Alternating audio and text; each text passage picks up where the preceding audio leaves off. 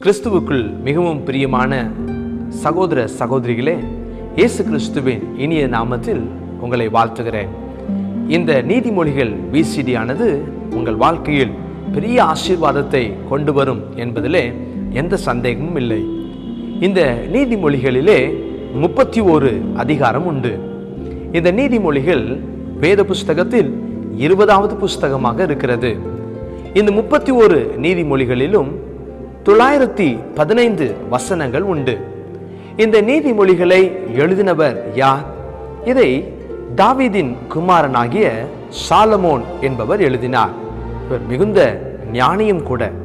உலகத்திலே இவரை போல ஒரு ஞானி இவருக்கு முன்னும் இருந்ததில்லை, இவருக்கு பின்னும் இருந்ததும் இல்லை, இருக்க போவதும் இல்லை. இந்த நீதிமொழிகளின் 29 நீதிமொழிகளை இந்த சாலமோன் தான் எழுதியிருக்கிறார்.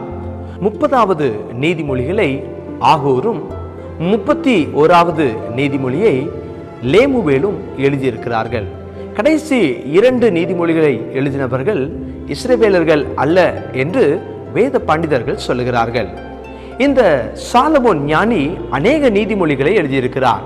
வேத புஸ்தகத்திலே 1 ராஜாக்களின் புஸ்தகம் 4ஆம் அதிகாரத்தின் 32ஆம் வசனத்திலே இப்படியாக அவரை குறித்து எழுதப்பட்டிருக்கிறது. சாலமோன் 3000 நீதிமொழிகளை சொன்னான். அவனுடைய பாட்டுக்கள் 1005. 3000 நீதிமொழிகளை எழுதின இந்த சாலமோனின் நீதிமொழிகளிலே சுமார் 800 நீதிமொழிகள் தான் நாம் பார்க்கக்கூடியதா இருக்கிறது.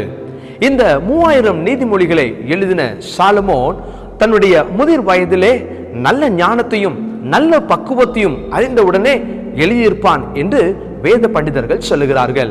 இந்த நீதிமொழிகள் ஆனது கிறிஸ்துவுக்கு முன், அதாவது கிமு 970ஆம் ஆண்டிலிருந்து 930ஆம் ஆண்டு வரைக்குள்ளாக எழுதப்பட்டது என்று சொல்லுகிறார்கள். இந்த நீதிமொழிகள் எரேமியா மற்றும் எசேக்கியேலுடைய நாட்களிலே எழுதப்பட்டது என்பதற்கு வேதம் அதற்கு ஆதாரமாயிருக்கிறது. இந்த நீதிமொழிகளில் முதல் 9 அதிகாரத்தில் சுமார் 15 முறை என் மகனே என் மகனே என்று வருகிறது. அதாவது அதிகமாக உபதேசத்தையும் நீதியை சொல்லிக் கொடுப்பதிலும் இந்த நீதிமொழிகள் கவனம் செலுத்துவதை நாம் பார்க்கலாம். பிரியமானவர்களே, இந்த நீதிமொழிகளுடைய மைய கருத்து ஞானத்தையும் கர்த்தருக்கு பயப்படுகிற பயத்தையும் அறிவுறுத்துகிறதாக இருக்கிறது. ஒவ்வொரு நாளும் ஒவ்வொரு நீதிமொழிகள் நாம் வாசிப்போம். ஒவ்வொரு நாளும் நம்முடைய வாழ்க்கைக்கு தேவையான, வாழ்க்கைக்கு மிகவும் அத்தியாவசியமான, வாழ்க்கைக்கு மிகவும் பிரயோஜனமான நீதிமொழியாக நீங்கள் வாசிக்கிற நீதிமொழிகள் இருக்கும் என்பதிலே சந்தேகமில்லை. ஆண்டவர் தாமே உங்களை ஆசீர்வதிப்பாராக. ஜெபத்தோடு நாம் வாசிப்போமா? அன்பின் பரலோக பிதாவே, இந்த ஆசீர்வாதமான நல்ல நேரத்திற்காக நாங்கள் உம்மை ஸ்தோத்தரிக்கிறோம். நீதிமொழிகளை நாங்கள் கேட்க போகிறோம், வாசிக்க போகிறோம்.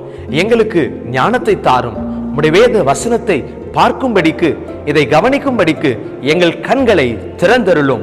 இதனுடைய ஞானார்த்தத்தை எங்களுக்கு கற்றுத்தாரும் ஆண்டவரே. இதை படிக்கிறதுனால் மாத்திரம் அல்ல, இதன்படி நடக்கவும் எங்களுக்கு கற்றுத்தாரும்.